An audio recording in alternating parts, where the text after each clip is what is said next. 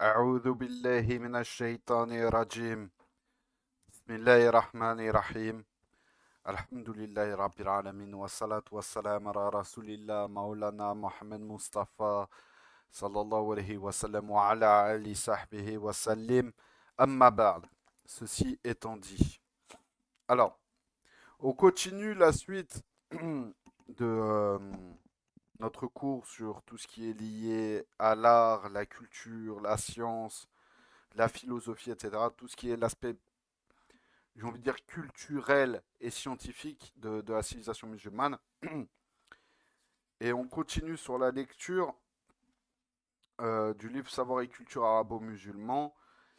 On va voir comment est-ce que justement la révélation et la transmission de la révélation, donc du Coran, va poser les bases d'une méthodologie scientifique et d'un attachement à une certaine forme de méthode scientifique de la civilisation musulmane. Donc, la civilisation musulmane prit son essor grâce donc au Coran. Donc, dès le début de la prophétie, l'oralité fut accompagnée par l'écriture. Le prophète Mohammed sallallahu alayhi wa sallam, conscient de l'importance de l'écrit pour une transmission fidèle de la parole divine, fit lui-même transcrire par des scribes les versets coraniques révélés à lui, non en un seul jour, mais durant 22 ans. Se définissant comme un être humain, il n'était pas apte à recevoir d'un seul coup tout le contenu, tout le contenu, euh, tout le contenu d'un enseignement quelconque, et encore moins celui-ci dense, si fort et si complet de la parole divine. Au fur et à mesure qu'il recevait cette dernière, il l'apprenait à son entourage de façon orale, mais n'omettait pas de dicter à des scribes qui l'écrivaient sur du cuir, des feuilles de palmier et des os. Le plus connu d'entre eux est Zayd ibn Thabit, radiallahu, qui avait sa, qui avait sa confiance totale, c'est-à-dire la confiance totale du prophète Mohammed. Donc le Coran fut conservé d'abord oralement par les compagnons, dit Qura, ou récitant, ceux qui récitent. Les premiers ont eu le privilège de l'apprendre directement de sa bouche, chacun d'entre eux le transmettant systématiquement aux autres, aux autres croyants de façon orale et gratuite. Cette gratuité se généralisa dans l'enseignement de toutes les sciences. C'est le fondement de la démocratie que le Coran et le prophète apportèrent en plus de la Shura. Bon, là, il y a quand même des choses à redire. Il y a comparer le principe de démocratie avec le fait de la transmission du Coran et faire le parallèle avec le principe de Shura, c'est fort de café, en fait. Parce que qu'on le veuille ou non, le principe de Shura, certes, c'est une assemblée consultative, en gros, mais tout le monde n'y a pas sa voix. Ça serait plutôt une forme de technocratie. Ça serait plutôt une forme de technocratie si on devait faire, salam alaikum, si on devait faire en gros un parallèle avec des méthodes politiques contemporaines. C'est pour ça que c'est très très compliqué de faire des parallèles entre comment est-ce que l'organisation sociale et politique dans les premiers temps de l'islam, au temps du prophète Mohammed wassalam, et des califes bien guidés étaient désignés. C'est très compliqué de faire des parallèles en fait avec les méthodes politiques contemporaines. Donc démocratie non, technocratie pourquoi pas, mais c'est une technocratie qui n'est pas élitiste au point de ne pas écouter et de ne pas prendre en compte les paroles d'autres personnes. C'est pour ça que euh, aujourd'hui, ceux qui viennent vous dire que euh, la politique au temps du prophète, c'était basé sur tel système, ou au temps des califes Rashidoun, c'était basé sur tel système, c'est pas réellement le cas. Il n'y a pas d'application absolue d'une politique précise en fait dans les tout premiers temps de la civilisation musulmane, c'est-à-dire au temps du prophète Mohammed wassalam, et des califes rachidun. Euh, on continue.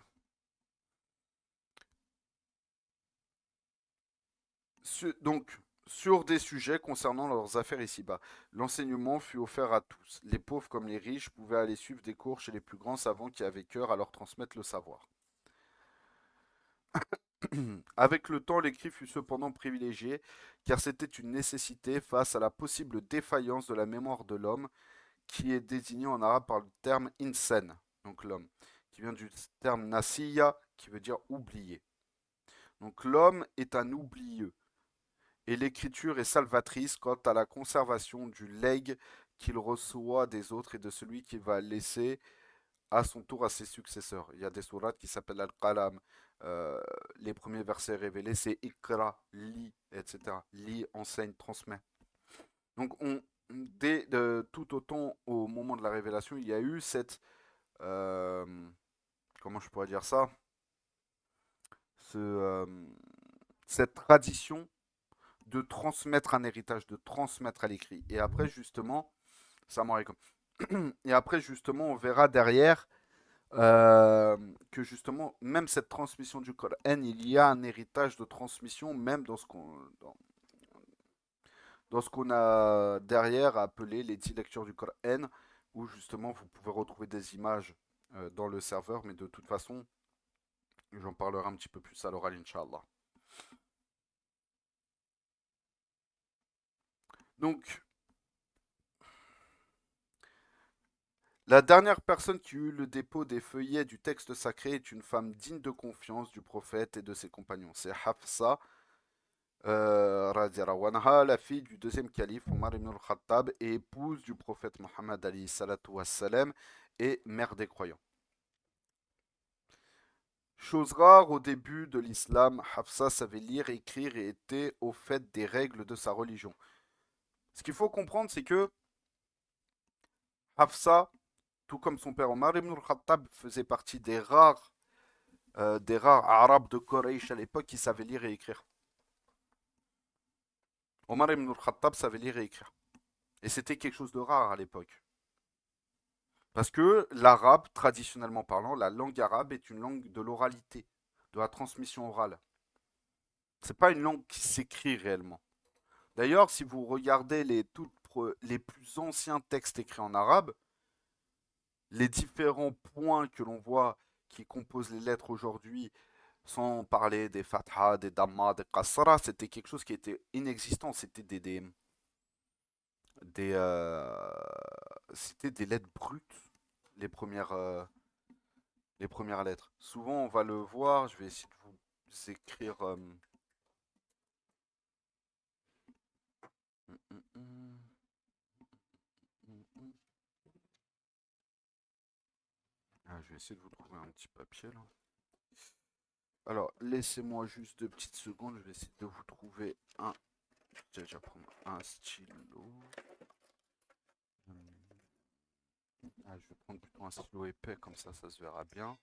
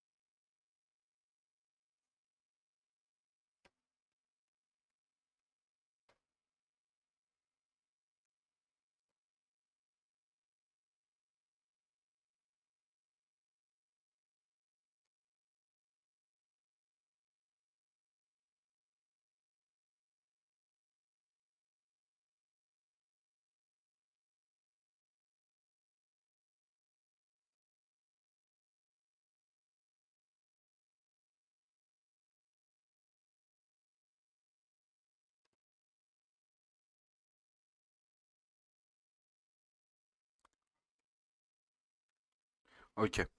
Donc, en gros, j'écris comme ça, j'écris pas forcément hyper bien. Donc, Bismillahirrahmanirrahim. Alors, juste, hop là.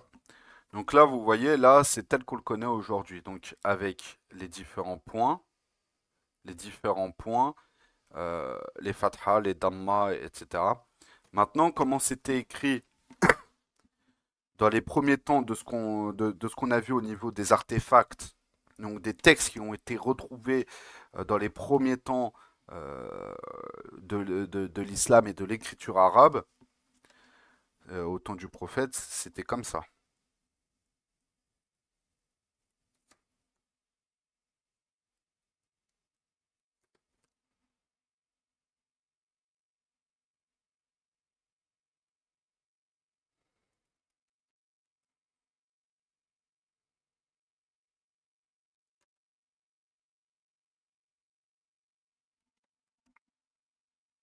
Donc la ligne du dessous. Et il y a pas. Là, si vous savez pas que c'est bon, dommage, voilà, c'est inversé, mais si vous savez pas que c'est la même lettre, que c'est, si vous savez pas que c'est Bismillahirrahmanirrahim, c'est compliqué. Je vais vous donner un autre exemple. Euh, tac, tac, tac, tac, tac, tac, tac. Je vais vous donner un exemple. Euh, alors, ce qu'on va faire, on va faire ça.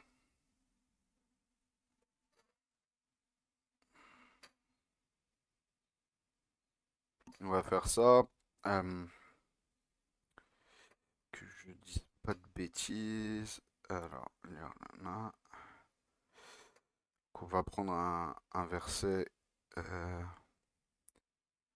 on va prendre un verset dans les dernières sourates au hasard.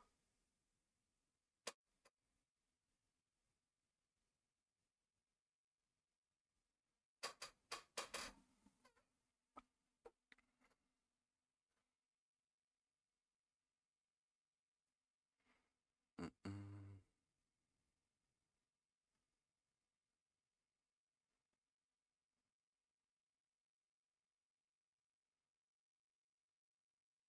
Ok.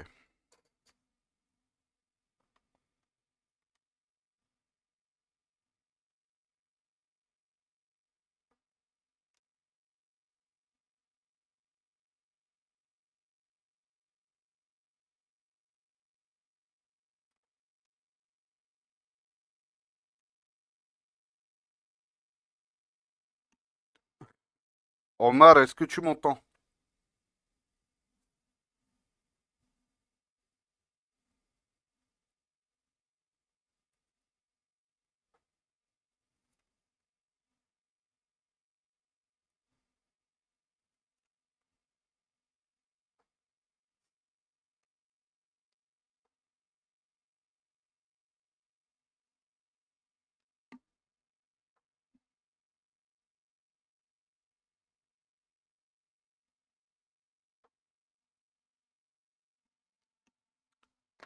Ok.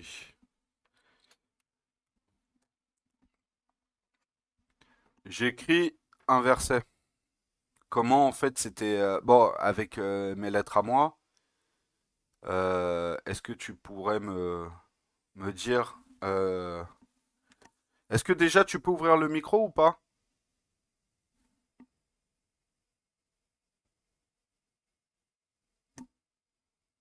Non? Ok. En gros, c'est un verset parmi les dans la sourate 100, donc la sourate Al-Adiyah. Est-ce que tu pourrais me dire lequel c'est? Sans forcément l'écrire, mais tu peux t'aider d'un Coran, si t'en as un sur le téléphone ou quoi. Est-ce que tu arriveras à me retrouver le verset?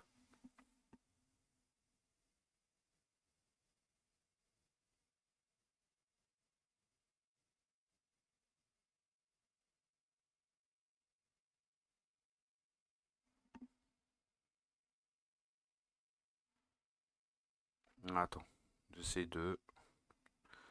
Est-ce que tu vois mieux là?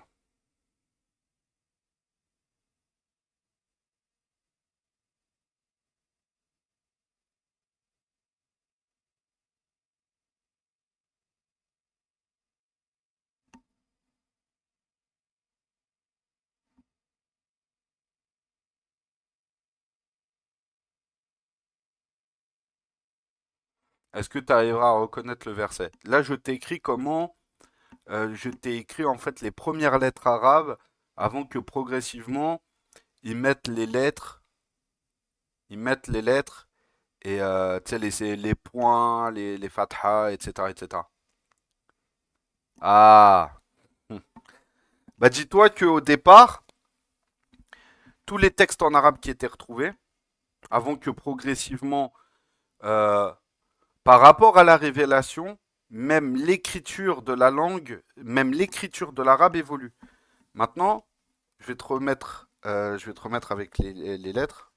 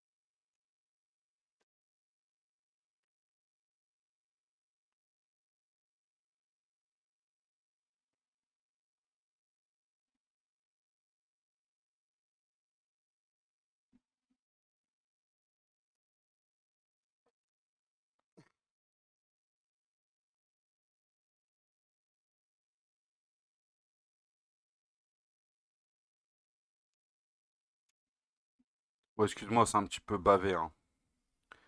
Voilà. Maintenant, je pense que maintenant, si tu sais lire à l'arabe, t'arriveras à reconnaître le verset. Afala ya'lamu idha bu'sira ma fil kubur.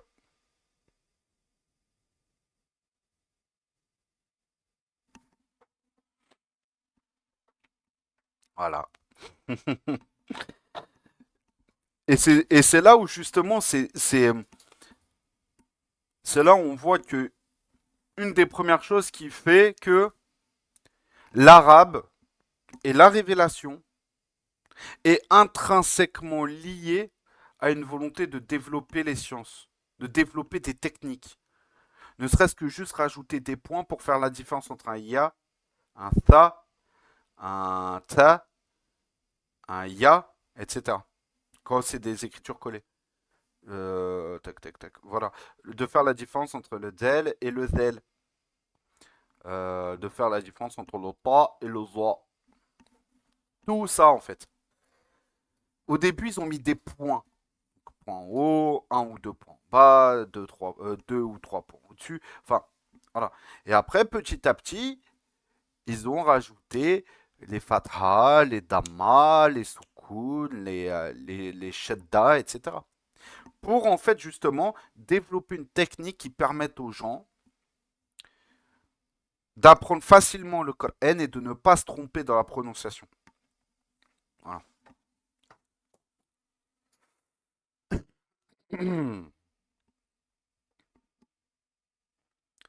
Euh, Outre Hafsa, gardienne sûre de la Amana, donc du dépôt des feuillets, qu'elle remit dans leur intégralité au calife qui succéda à son père, c'est-à-dire Osman ibn Affan, radiallahu anhu, il y eut une autre femme qui fut le soutien premier du prophète sallallahu alayhi wa sallam au début de la révélation, c'est Khadija radiallahu anha, sa première épouse. Elle crut d'emblée en la prophétie et elle comprit que le trouble qui secoua son mari après la première rencontre avec l'ange Gabriel était dû à la force et à l'intensité du message divin. Elle le rassura et le soutint dans les difficultés causées par les membres de sa propre tribu, celle des Quraysh, dont les chefs s'opposèrent farouchement à la parole de Dieu, parole portée par son messager, c'est-à-dire le prophète Mohammed alayhi salatu wassalam. Donc parole qui dérangeait et bousculait totalement leurs croyances polythéistes, leur pouvoir et leur notabilité, leurs us et coutumes, leur magie, leurs mythes et leur ordre établi. Ils refusaient de changer. Qu'ils refusaient de changer.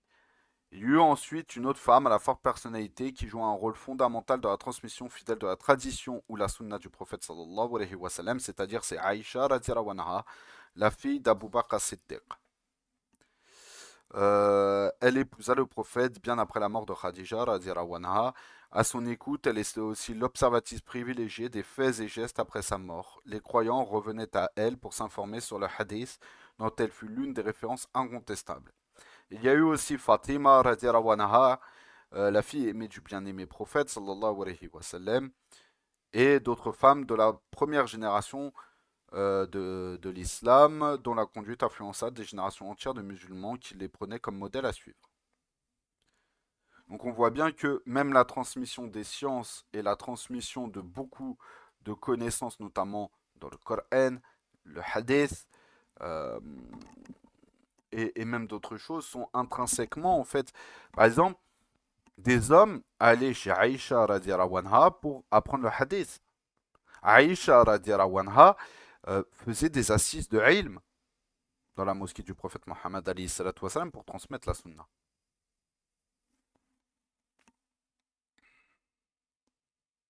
Il y avait aussi, euh, je sais plus c'était quelle épouse du prophète, je sais plus, ou peut-être c'était, non, je crois que c'était Fatima radiallahu anha si je me souviens bien. Je veux pas dire de bêtises, donc prenez cette information avec des pincettes. Mais je veux pas dire de bêtises, mais je crois que Fatima radiallahu anha était spécialisée dans le fiqh lié aux femmes, dans tout ce qui était lié à l'intimité des femmes, au fiqh lié à l'intimité des femmes, etc., etc. Si je me souviens bien, c'est Fatima radiallahu anha qui était compétente dedans.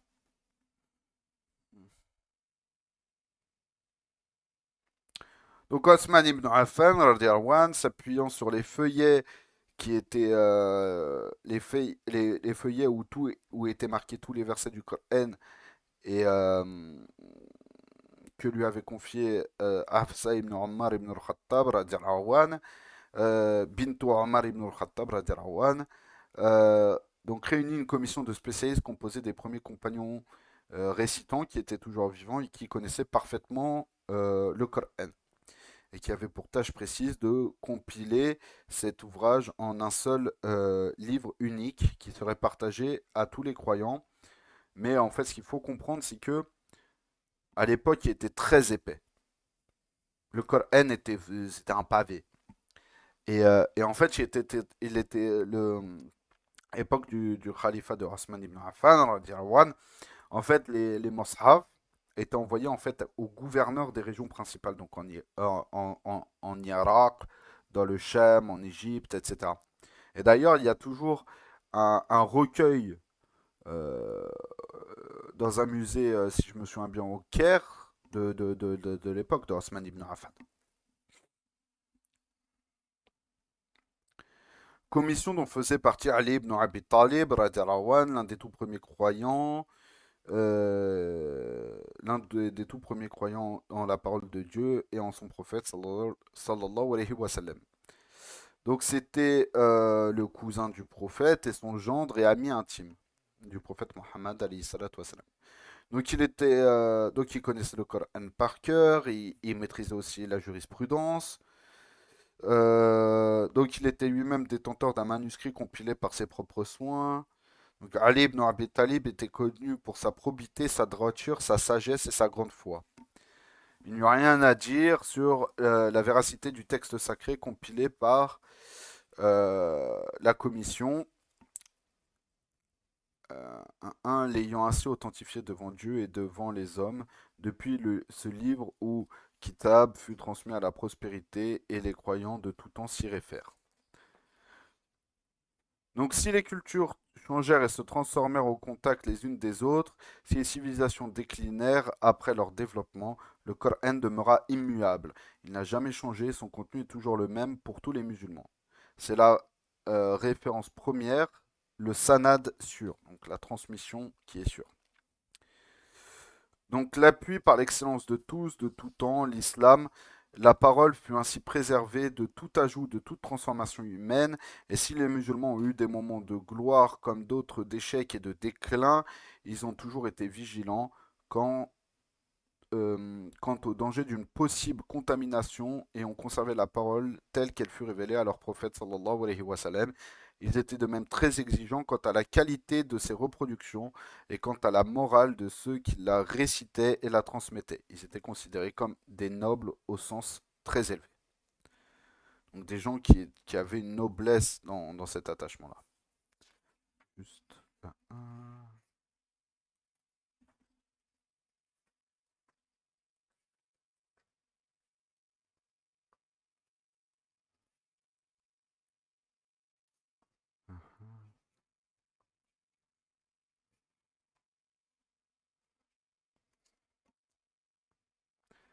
Alors, on va avancer. On va avancer. En fait, ce qu'il faut comprendre, c'est pourquoi est-ce que... euh, un-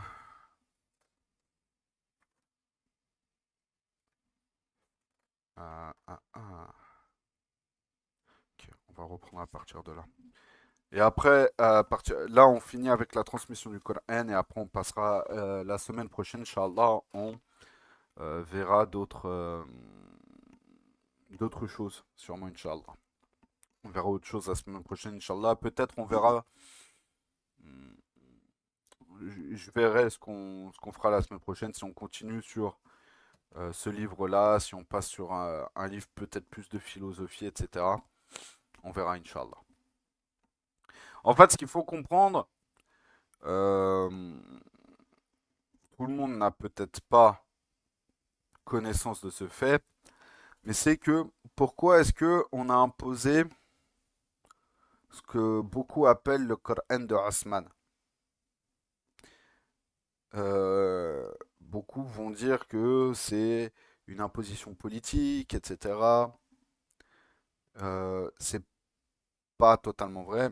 Il y a une part de ça, de volonté d'unir la communauté sous une autorité politique, celle de Osman ibn Affan. Mais c'est pourquoi? C'est tout simplement parce que la communauté ayant grandi, la communauté ayant grandi, et si on reste que chez les Arabes de la péninsule, en fonction des régions, même en fonction des villes, il n'y a pas forcément le même arabe que les Quraysh. Même des fois, certaines choses entre, par exemple, les gens de Yathrib et les gens de Quraysh, même si c'était un dialecte très ressemblant, parce que c'était des gens du Hijaz, des fois, ils ne se comprenaient pas toujours. Mais ça allait. Mais quand vous rajoutez maintenant des Arabes d'Irak, du Yémen, vers l'actuel Bahreïn, tout ça, plus les Arabes du Cham et tout, il y a des réels, par contre, la différence au niveau linguistique et au niveau de la prononciation des termes. Ce qui fait que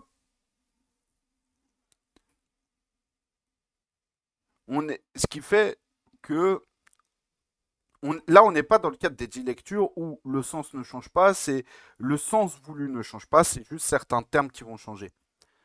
Euh,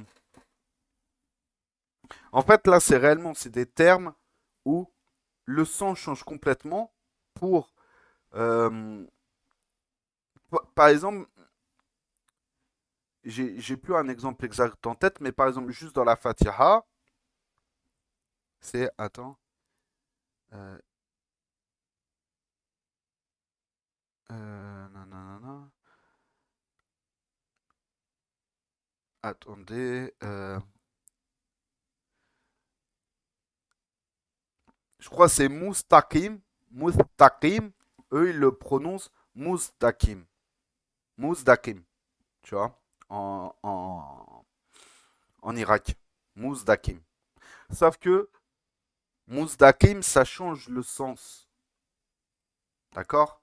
Là, on n'est pas dans une erreur de prononciation, où par exemple, on va un peu mal prononcer le t ou le sin, ou c'est une erreur de prononciation qui peut être pardonnable pour quelqu'un qui n'est pas arabophone. Là, c'est Muzdakim. Donc, les lettres changent. C'est le même mot, mais vu que les lettres changent, ça veut dire complètement autre chose dans l'arabe de Quraysh. Et donc, on perd le texte qui a voulu être révélé. Et là, ça peut poser problème lorsque c'est des termes qui vont complètement à l'opposé, dans le sens koreishi, qui vont complètement à l'opposé du sens qui est voulu par la révélation. Et c'est en ce sens où, oui, Osman ibn Affan a imposé sa version du Coran, non pas pour dire que il a modifié le Coran, il a enlevé des choses. Ça, c'est Ça, c'est des gens qui sont en dehors de l'hétérodoxie. Certains réformistes, les coranistes, les, euh, les chiites, etc. Certains khawarij. Et j'ai même envie de dire, à- aujourd'hui, beaucoup s'appuient sur certains travaux des orientalistes pour dire que le Coran aujourd'hui il est falsifié. C'est, c'est vraiment ça le problème, c'est que quand tu creuses historiquement parlant, que tu fais à très très humble échelle pour quelqu'un qui n'est pas arabophone et qui ne maîtrise pas l'arabe, mais tu te rends compte très vite que, en fait, c'est plus une volonté de revenir sur l'authenticité du texte dans la langue d'origine, c'est-à-dire le dialecte de Quraysh, beaucoup plus que de vouloir imposer sa version du Coran parce que ça irait dans son sens. Et c'est et tout le problème est là. C'est c'est des fois c'est justement c'est ça qui pose un petit peu problème dans une certaine forme de méthodologie, qu'elle soit apologétique ou même académicienne. Oui, il existe par exemple le Coran de Ibn Mas'ud, où dedans, en plus des versets, à côté, il rajoutait des invocations, etc., etc. C'est pour ça que le Coran de Ibn Mas'ud a été écarté. Pourquoi? Parce que il mélangeait des invocations, c'est-à-dire qui revers plus du cadre de la sunna que du cadre de comment je pourrais dire ça? Que du cadre en fait du Coran pur et dur. Et tout le problème est là. Tout le problème est là. Maintenant, la question à se poser. Euh, une fois qu'on a uniformisé, une fois qu'on a uniformisé le Coran dans une langue et qui sera la base d'ailleurs de la méthode et qui sera la base derrière de l'uniformisation de la langue administrative. On verra ça peut-être plus tard, Inch'Allah. Ouais, je pense qu'on va rester sur de la linguistique en fait. Vraiment, je pense qu'on va rester sur la linguistique la semaine prochaine. Comme ça, on fait le Coran et la langue arabe et au moins derrière, on aura une bonne introduction. Je pense qu'on va faire ça comme ça. Du coup, comme je le disais, une fois que le Coran a été posé en langue arabe de Quraysh, selon le dialecte de Quraysh, que cette langue-là est la base de la révélation qui va unifier les différentes populations euh, musulmanes.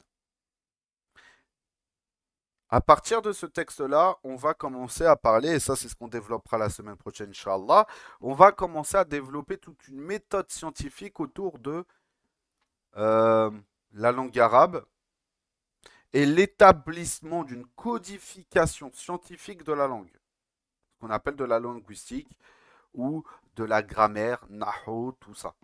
Ça s'est fait progressivement et toujours sur base du Coran. Le Coran est la base qui a permis derrière de codifier les règles de grammaire, d'orthographe, d'écriture de la langue arabe.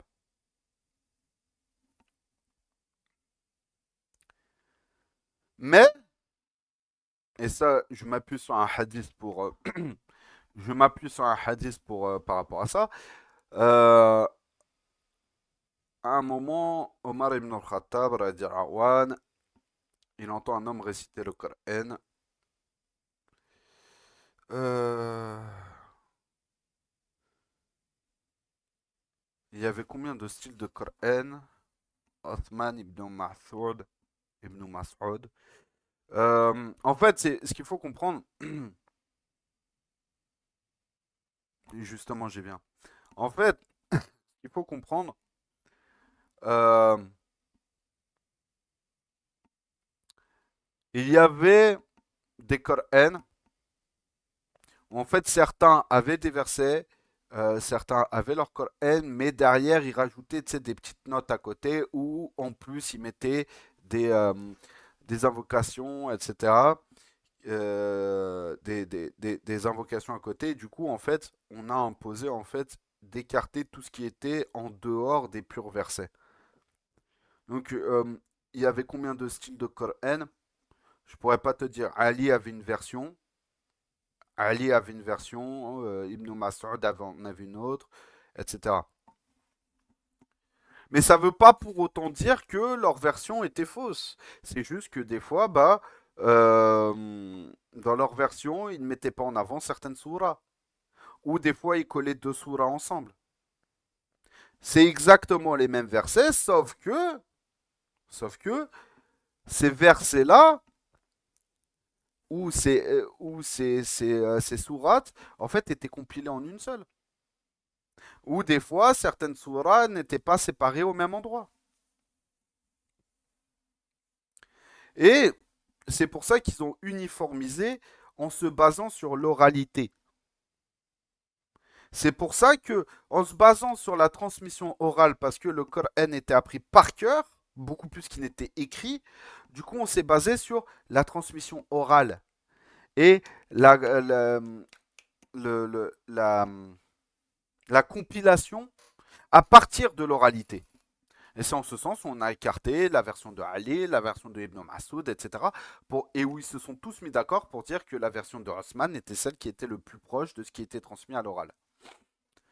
Et pour ce qui est de la version de Osman était en quelle langue, a été en quelle lecture, je sais pas parce que ça je pourrais pas euh, te donner la réponse parce que je connais pas suffisamment les différentes lectures et je ne maîtrise pas suffisamment les différentes lectures.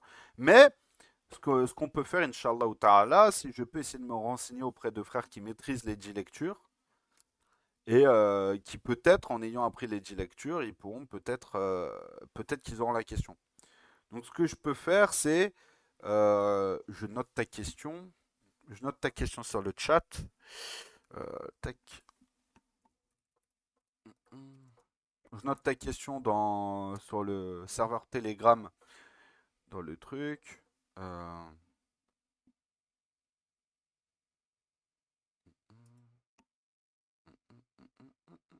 c'est pas ça. Euh,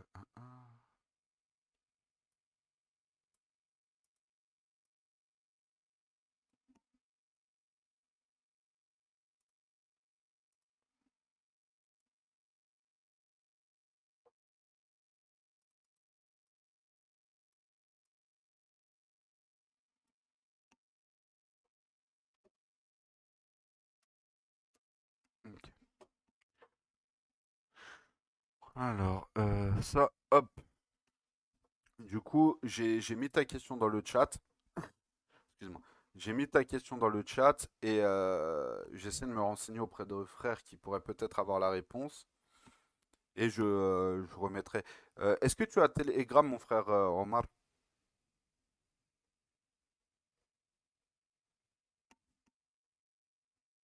Non? Ah, dommage. Ça serait bien que tu puisses l'installer, Inch'Allah. Ça serait bien que tu puisses l'installer parce qu'au moins tu pourras accéder au groupe.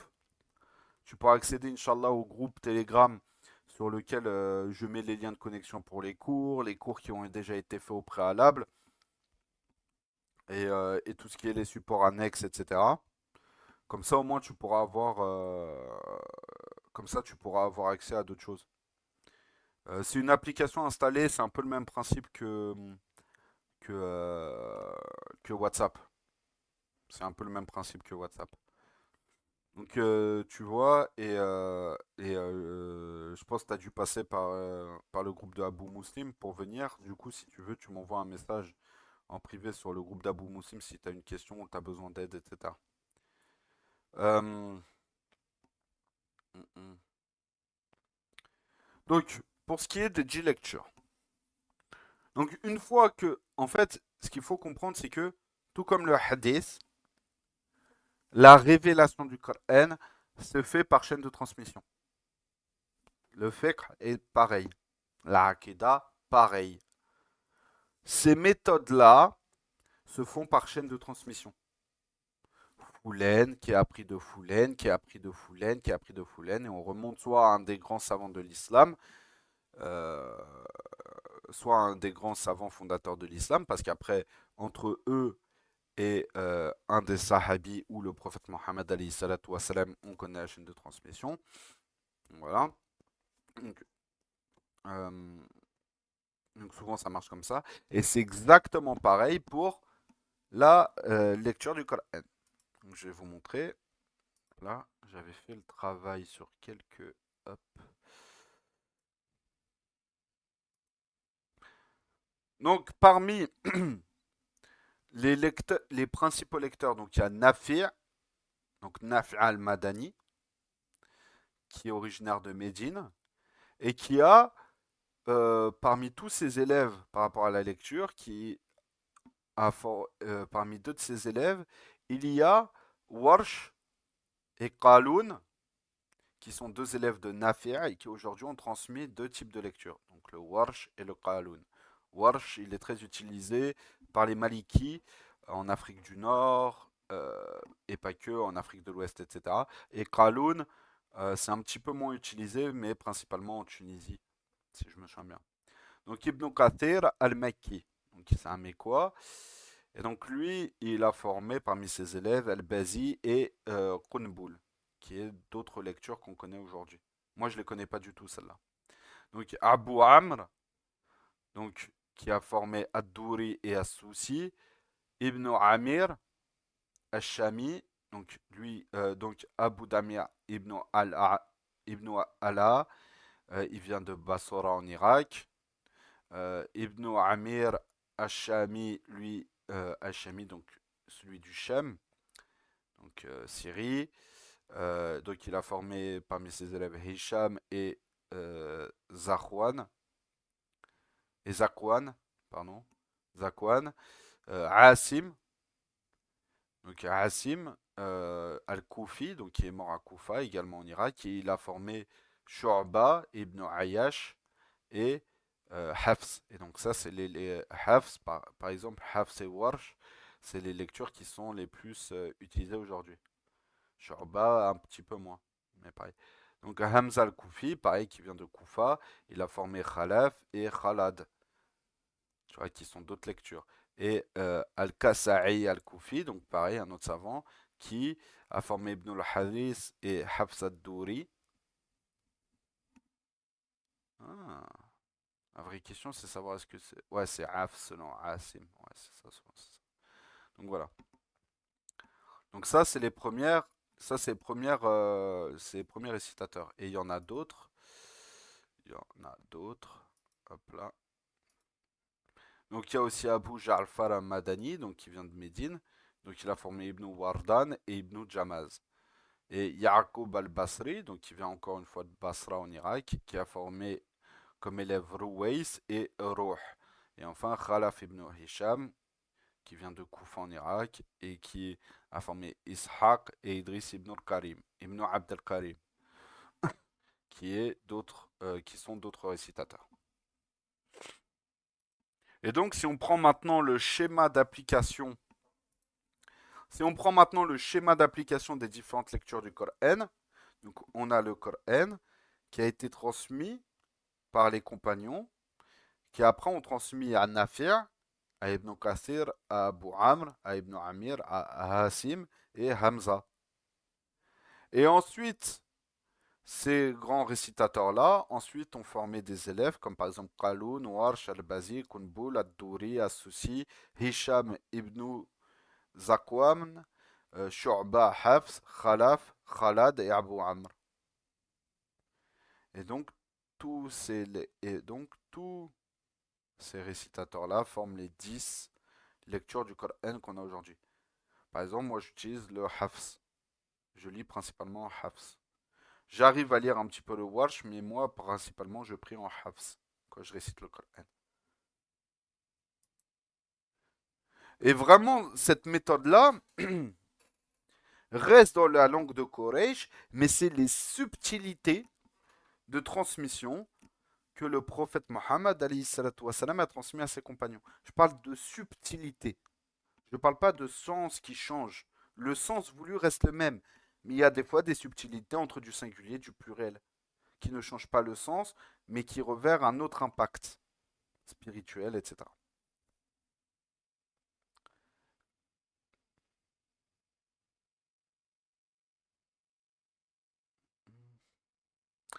Et pour appuyer justement ce truc-là, parce que beaucoup critiquent justement les dix lectures en disant que c'est une falsification du Coran et que ça montre que le Coran est falsifié, c'est faux puisqu'en fait c'est quelque chose qui, vu que la révélation du Coran est intrinsèquement liée à la sunna du prophète Mohammed alayhi salatu wassalam, on connaît un récit où Omar ibn al-Khattab radiallahu anhu, entend un homme réciter le Coran avec des termes que lui-même ne connaît pas. Et donc Omar ibn al-Khattab le reprend en disant non, tu t'es trompé sur cette récitation. Et l'homme, le sahabi, radiallahu anhu, lui répond non, c'est le prophète Mohammed alayhi salatu wassalam qui m'a transmis comme ça. Il lui dit non, non, je connais ce verset, tu t'es trompé. Et l'homme insiste, il dit non, je l'ai reçu directement du prophète Mohammed alayhi salatu wassalam, comment j'ai pu me tromper? Il dit non, parce que moi aussi je l'ai reçu directement du prophète Mohammed alayhi salatu wassalam, et le sens qui est voulu, c'est le sens qui est voulu, c'est enfin, le verset, il dit ça. Et donc, les deux hommes se disputent, et donc, pour trancher, ils vont tous les deux voir le prophète Mohammed alayhi salatu wassalam, et chacun d'eux récite leur version du verset. Le prophète Mohammed alayhi salatu wassalam, il dit, vous avez tous les deux raison sur la récitation, puisque c'est comme ça que je vous l'ai appris. Et en fait, on voit qu'ici que c'est des subtilités, des fois linguistiques, entre des fois les gens de la Mecque et les gens de Médine. Pourquoi? Parce que par exemple, pourquoi est-ce que majoritairement dans le Madhab Maliki, les gens récitent en Warsh? Les gens lisent, récitent et les gens lisent, apprennent et récitent le Coran en Warsh. Tout simplement parce que Warsh, selon la lecture de Nafi', est le Coran qui était appris et enseigné à Médine. Et vu que le madhab de l'imam Malik est très attaché à la sunna, aux habitudes des gens de Médine, donc il s'est habitué à, il s'est habitué à euh, conserver cet attachement-là. Par exemple, Hafs, par contre, c'est une lecture qu'on va beaucoup plus retrouver en Irak. Et c'est pour ça que Hafs, généralement, on va le retrouver beaucoup chez les Hanafi et les Hanbali. Les Shafi'i, c'est partagé. Mais tu vas beaucoup retrouver, par exemple, la lecture Hafs chez les Hanafi.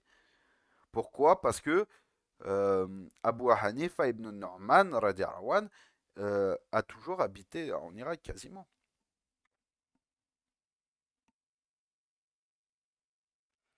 Tac, tac, tac, tac, tac. Donc il nous reste à peu près 5 minutes.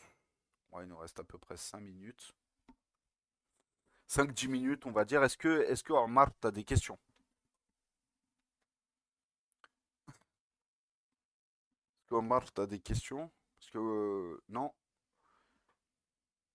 Donc voilà, en fait, c'est réellement, pour ce qui est des 10 lectures, c'est complètement quelque chose qui s'ancre dans justement l'héritage scientifique de l'islam, euh, dans la transmission, dans les subtilités et l'acceptation des subtilités.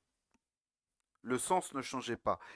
Et en fait, quand vous regardez, ils sont tous dans le dialecte de Quraysh. Sauf que c'est ou dans le dialecte du Hijaz. Sauf que c'est des détails, des fois, entre la langue de Médine et des fois la langue de la Mecque. Et les grands récitateurs ont appris des Sahaba, qui eux, c'est des tabi'i ou des tabtabi'i qui ont appris soit des tabi'i et des Sahaba, soit directement des Sahaba, qui eux ont été éduqués dans le Coran par le prophète Mohammed alayhi salatu wassalam. Et c'est des subtilités de langage. C'est comme si nous en français, Euh,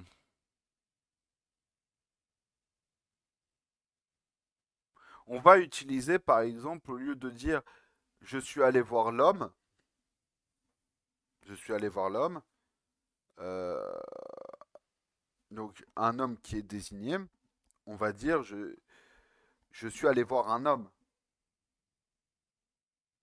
tu vois. C'est des subtilités comme ça. Le sens voulu est le même, les termes utilisés ne sont pas les mêmes. Je suis allé voir l'homme là-bas. On sait que c'est un homme qui est là-bas. Je suis allé voir un homme là-bas. C'est un homme là-bas. C'est des subtilités, mais le sens voulu est le même. Je suis allé là-bas pour aller voir un homme, qu'il soit désigné spécifiquement ou non.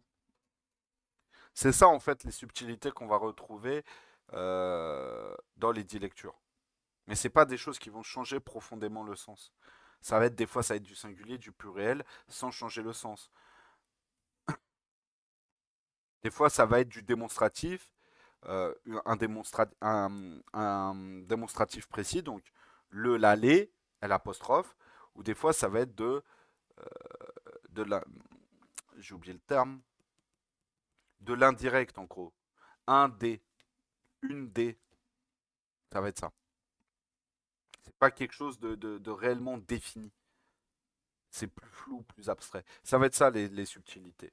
Donc quelque chose qui ne va pas changer réellement en profondeur le sens, ça va pas changer en profondeur le sens. C'est juste, c'est des subtilités de transmission.